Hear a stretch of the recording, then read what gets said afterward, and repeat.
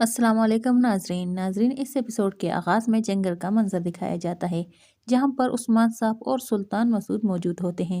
सुल्तान मसूद उस्मान साहब से कह रहे थे, मैंने तो आपसे पहले ही कहा था कि अगर आप मेरी जान बचाने की कोशिश करेंगे तो आपको बहुत सी मुश्किलात का सामना करना पड़ेगा।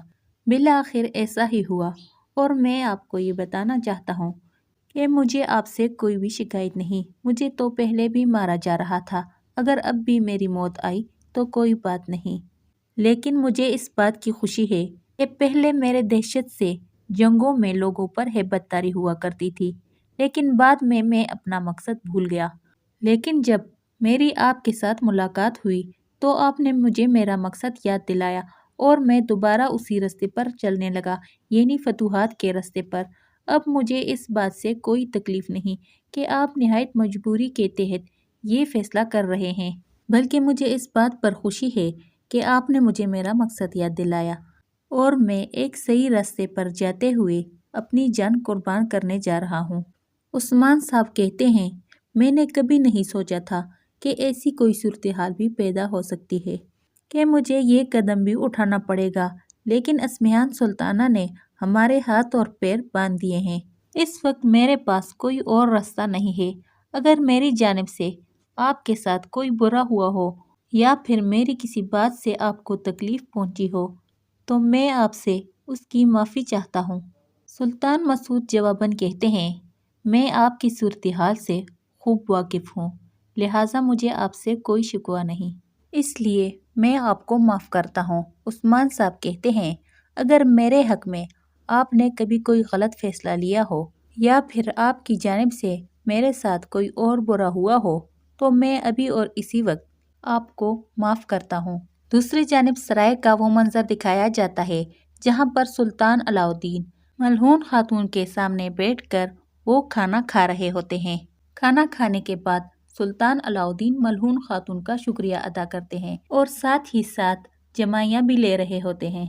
मलहन खातून कहती है, शुक्रिया अदा करने की कोई ज़रूरत नहीं, ये तो हमारा फ़र्ज़ था, लेकिन मेरा ख्याल है कि आपको थोड़ा आराम कर लेना चाहिए। सफ़र की वजह से आप थक चुके होंगे, आपको थोड़ा आराम कर लेना चाहिए, क्योंकि आपके लिए एक ज़बरदस्त कमरे का इंतज़ाम कर दिया गया है जहाँ पर आपकी सहूलत के लिए तमाम चीज़ें मैसर है।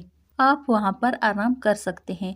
सुल्तान अलाउद्दीन ओंगते हुए कहते हैं, नहीं, मुझे मारमारजे किले के लिए रवाना होना है। फिर वो अपने सिपाहियों से कहते हैं, घोड़ों को तैयार करो, हमें मारमारजे किले के लिए रवाना होना है।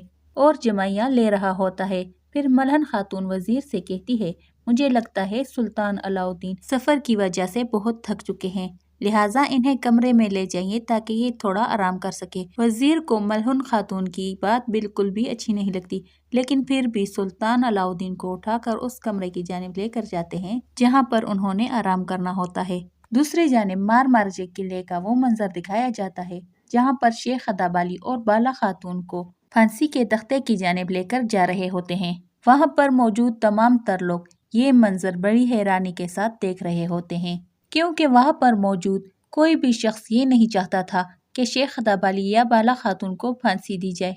ओक्तम साहब बेंगे खातून से कह रहे होते हैं कि ये जो कुछ भी हो रहा है ये बिल्कुल अच्छा नहीं हो रहा। ये हमारी तारीख पर लगा हुआ एक ऐसा बदनमा धब्बा होगा जिसको साफ करने के लिए हमारी जिंदगी भी काफी नहीं होगी। शेख अदाबाली को अगर इस तरह से किसी ने कत्ल कर दिया तो मैं ना तो खुद को और ना ही किसी और को माफ कर सकूंगा। ये कहते ही ओक्तम साहब थोड़ा आगे बढ़ते हैं तो बेंगे खातून उन्हें रोक लेती है और कहती है, मुझे लगता है कि हमारे पास इतनी ताकत मौजूद नहीं कि यहाँ पर जो कुछ हो रहा है हम उसे रोक सके, लेकिन कहीं न कहीं हमारे दिमाग में भी ये बात चल रही है कि उस्मान साहब हमेशा की तरह एन मौके पे आके बाला खातून और शेख अदाबाली को बचा सकते हैं।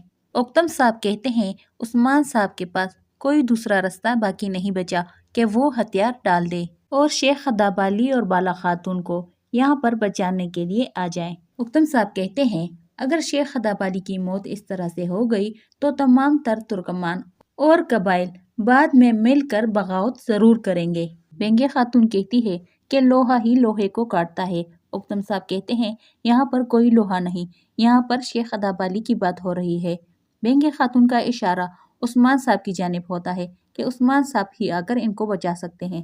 بینگے خاتون ایک نہایت گھٹیا عورت ہونے کے باوجود یہ برداشت نہیں کر رہی ہوتی کہ ان کے شیخ یعنی شیخ ادابالی کو اس طرح سے پھانسی دی جائے، اور دل ہی دل میں کہہ رہی ہوتی ہے کہ خدا کرے کہ عثمان صاحب آ جائے اور بالا خاتون اور شیخ ادابالی کو بچا لے۔ اسمیان سلطانہ شیخ ادابالی اور بالا خاتون کو اس حال میں دیکھ کر نہایت ہی خوش ہو رہی ہوتی ہے۔ دوسری جانب ازنک کی ایک غار کا منظر دکھایا جاتا ہے جہاں پر کانتا کوزینوس موجود ہوتا ہے۔ کانتا کوزینوس کے ساتھ کچھ عیسائی موجود ہوتے ہیں جو کانتا کوزینوس کو بتا رہے ہوتے ہیں کہ یہ نقشہ ہے، اس کے مطابق یہ تمام تر سرزمینیں پہلے ہماری ہوا کرتی تھی جن پر سلجوقوں اور باقی قبائلوں نے قبضہ کر لیا ہے، لہٰذا اب ہم نے ان تمام تر سرزمینوں کو واپس حاصل کر لینا ہے، لیکن جس طرح سے تم کام کر رہے ہو اس طرح سے یہ ممکن نظر نہیں آتا، اس لیے ہم نے پہلے ہی غازان خان سے بات کر لی ہے اور غازان خان نے ہمیں بتایا ہے کہ ہمیں سب سے پہلے مسلمانوں سے جان چھڑانی ہوگی، اس لیے اب مسلمان سلجوکیوں کی صورت میں ہو یا ترکمانوں کی صورت میں یا کسی قبائل کی صورت میں، ہم یا تو انہیں یہاں سے بھگائیں گے یا پھر انہیں قتل کر دیں گے۔ جب یہ تمام تر مسلمان مر جائیں گے یا یہاں سے بھاگ جائیں گے تو پھر یہ تمام تر علاقے ہمارے پاس واپس آ جائیں گے۔ کانتا کوزینوس کہتا ہے کہ میں نے اسمیان سلطانہ کے ساتھ مل کر ایک ایسا منصوبہ بنایا ہے جس سے ہم عثمان سے جان چھڑا سکتے ہیں۔ جواباً وہ آدمی کہتا ہے کہ نہ صرف عثمان ہمارے لیے خطرہ ہے بلکہ تمام تر مسلمان، وہ پھر سلجوق ہو، کائی ہو یا پھر کسی اور قبیلے سے تعلق رکھتا ہو، ہمیں ان کو ختم کر لینا چاہیے، اور ہم مسلمانوں سے صرف اس صورت میں چھٹکارا حاصل کر سکتے ہیں کہ ہم انہیں نہ کسی تخت اور نہ ہی کسی سرزمین کا مالک رہنے دیں۔ مختصر یہ کہ وہی کانتا کوزینوس جو اسمیان سلطانہ کے ساتھ مل کر منصوبہ بندی کر رہا ہوتا ہے، اسے سمجھایا جاتا ہے کہ اسمیان سلطانہ بھی ہماری دشمن ہے، اب ہمیں یہ جان لینا چاہیے کہ ہمیں اس سے کس طرح سے کام لینا چاہیے، جو کہ غازان خان کا حکم ہے۔ اس بات کی تصدیق کے لیے وہاں پر سویلی موجود ہوتا ہے، جی ہاں وہی سویلی جو سلطان علاؤالدین کا وزیر ہے، اصل میں وہ ایک منگول کمانڈر ہے۔ یہ تمام تر باتیں سن کر کانتا کوزینوس بھی کہتا ہے کہ غازان خان جو بھی کہہ رہا ہے بالکل ٹھیک کہہ رہا ہے، اب ہمیں وہی کرنا چاہیے جو غازان خان کہہ رہا ہے۔ دوسری جانب مارماراجی قلعے کے باہر کا منظر دکھایا جاتا ہے جہاں پر عثمان صاحب سلطان مسعود اور اپنے باقی الپ کے ساتھ موجود ہوتے ہیں۔ ناظرین اسی جگہ پر اس ایپیسوڈ کی اینڈ ہو جاتی ہے۔